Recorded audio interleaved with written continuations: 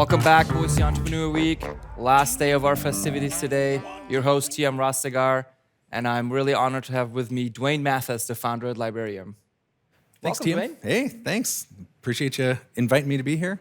It's awesome. The things that I've seen so far out of Boise Entrepreneur Week have been amazing. Yeah, you liking it so far? Yeah. Anything Yep. stood out to you so far, or? Well, I was at the Investor Choice Conference, and I felt like I watched a lot of pitches and a lot of the kind of new ideas, and it just kind of like, it struck me that, man, there are some really great things happening, you know? Yeah, isn't People that come out funny? with all sorts of great things. Until you get people together and sort of have them share what they're working on, you never know what's going on out there, especially in a small town like Boise. But the Yeah. Investors Choice Conference, that was one of our 2 in-person events, and I'm really glad I had a good turnout. David Meltzer was there. Yep. Did you have a Talked to him. chance to connect with any investors or anyone you? I spoke to almost everybody there. I was all about networking. It was great. Right on. So tell me a little bit about yourself and your background so our audience can kind of get a feel for the content we're about to cover. Sure. So my name is Duane Mathis.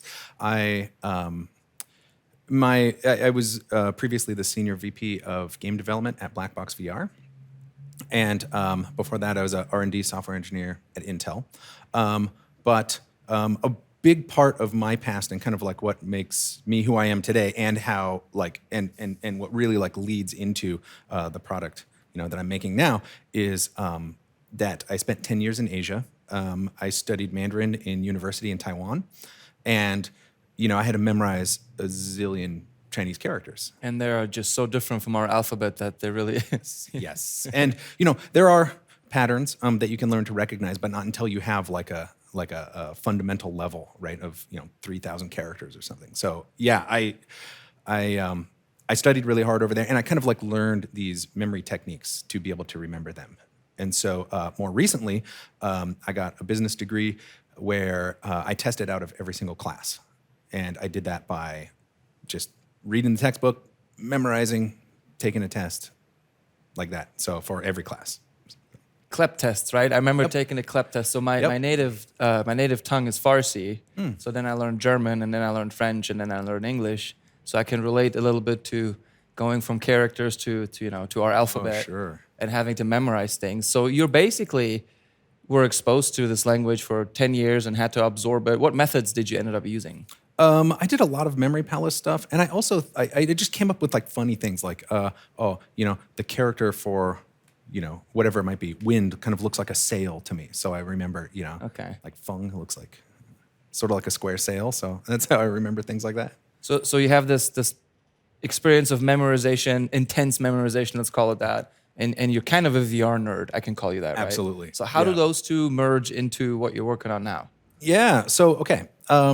We're making a product called Librarium, and Librarium is a virtual reality study aid that is focused on helping students who are taking college entrance exams like SAT, MCAT, LSAT.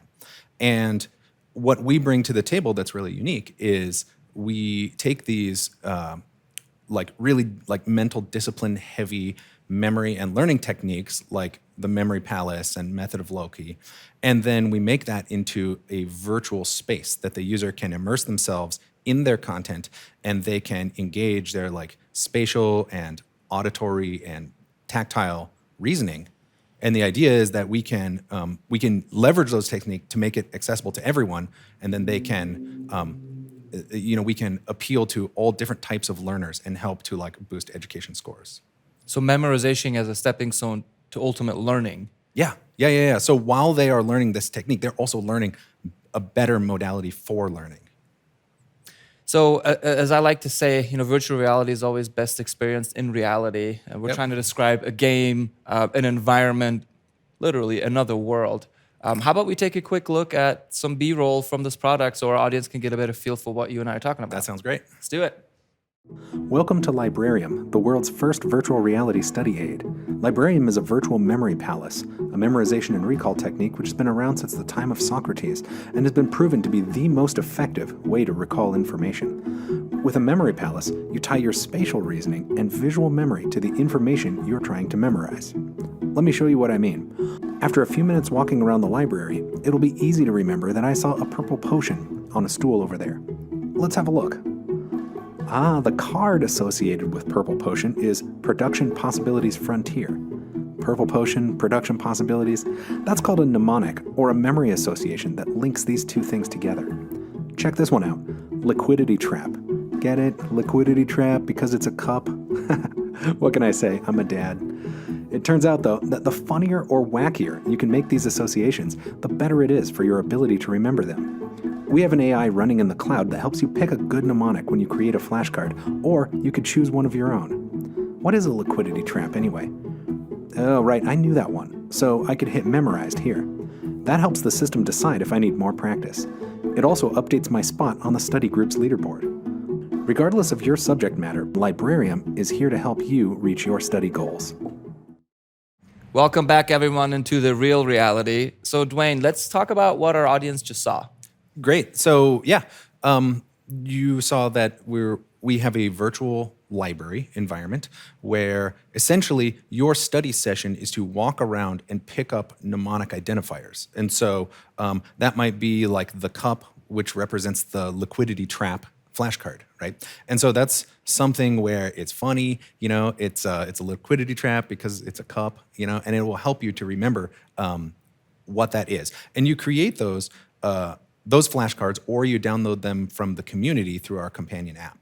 And so right now we're looking for content partners, that we can leverage their content so that we can have a whole backlog of content ready for people. So you're agnostic really to who inputs the content into your library. Exactly. Okay. That's pretty cool. Yeah, and so there will be community content, but also our revenue model is leans heavily on premium content too. And so what we want to do is have specific curated content that is for SAT specifically, or MCAT, or whatever it might be, right? And these are ones that you can either get premium or through a subscription.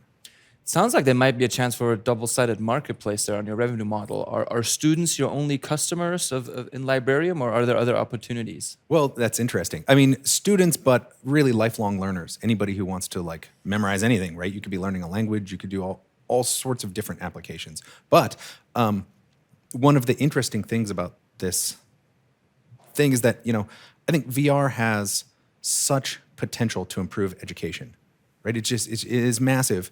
And unfortunately, it's something that not a lot of companies have invested in so far, Why do you think that is? Is it the maturity? Is it the adaption? Or I think probably because the adoption has been almost 100% in games.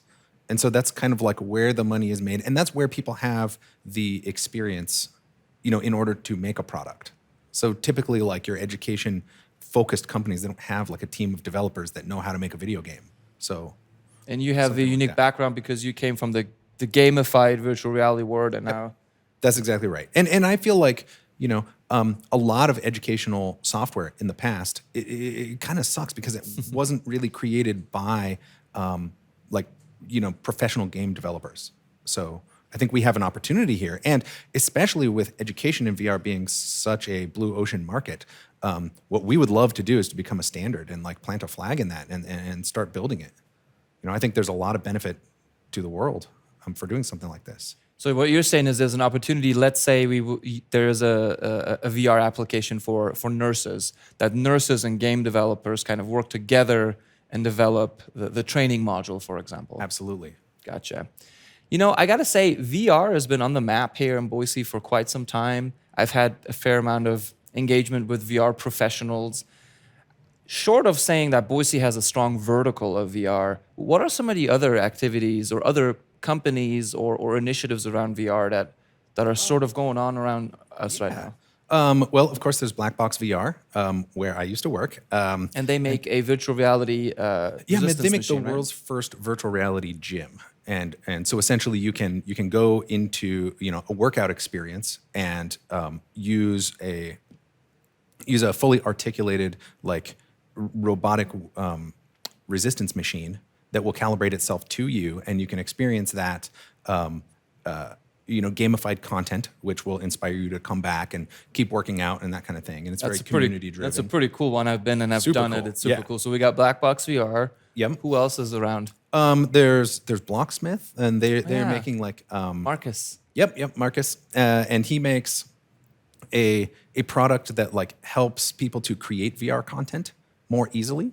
And then also there's Just, which is like a lawyer training application where they can Yeah, kind the of courtroom. practice. That's right. Yeah, They can, legal and VR merged into one thing. yeah, so they can like practice being in the courtroom and doing their theatrics or whatever their speech might be. So it seems like we have the ingredients here to potentially build out a vertical around VR.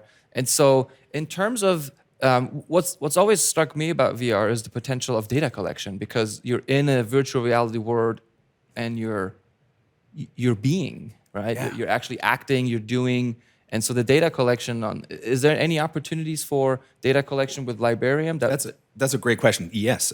So one of our other revenue streams is going to be focused around lead generation, because as we were planning this thing out, we started to realize that like people are going to be creating content like let's say I'm doing macroeconomics and accounting and whatever, and we can look at that and say this person wants to be a business major, or what does this person want to be when they grow up, kind of a thing. And so we can take that and do like really like targeted lead generation. So there really is a double-sided marketplace then potentially to Librarium. Duane, what's the next domino for you and your team? Well, what are you guys looking to knock over next to take this to the next level? Yeah, so well, we're in pretty good shape now. We are funded through launch. We have a major partner with Oculus, so we're Wait. Your partner's Oculus? Yes. The Oculus? Yep. Oh, you just mentioned that kind of on the site? That's pretty, okay, cool. Yeah. So we'll be going directly to their storefront in hopefully August next year. And so what we're looking for right now is content partners. So we need maybe places like Quizlet or Chegg or Princeton Review, or some of these places that have a lot of this like backlog content that we can, perhaps we could license or come up with some sort of a deal where, we share marketing and do, help them to bring their content to VR. That'll help to seed our platform as well. Just listening to you, I can relate on so many different levels. I moved to the States as an international student, finished my senior year in high school here. About 3 months into my high school career, they put this bubble sheet in front of me and said, "This is an ACT test, take it." Good and luck. I barely spoke English at the time. But I had no skill set in taking a multiple choice test. So I never learned how to study for that. So I really feel like I want to get a rallying cry out there. So how can the Boise Entrepreneur Week community help take Librarium to the next level or help you? Yeah. That is a great question. I think just getting awareness out there about what we're doing. You can check out our website, which is librarium-vr.com. And and we're also looking for perhaps some gap funding to get us like from launch to revenue. I think we can make it with what we have, but a little bit of padding would be comfortable. I think with Oculus in tow, there's going to be plenty of partners who want to get in on that. There must be a reason they're supporting you. They're not a no one in the VR industry. So Totally. Congratulations. Totally. That's a huge win. Thanks so much. Yeah, you got it. I think we're about out of time. Duane, thank you so much for joining us this Yeah. morning and teaching us more about Librarium. I appreciate it. TM, You thanks got so it. much for the invite. So coming up next is a panel discussion on the evolution of work. Sure has evolved over the last few years, folks. But first, a word from our sponsors.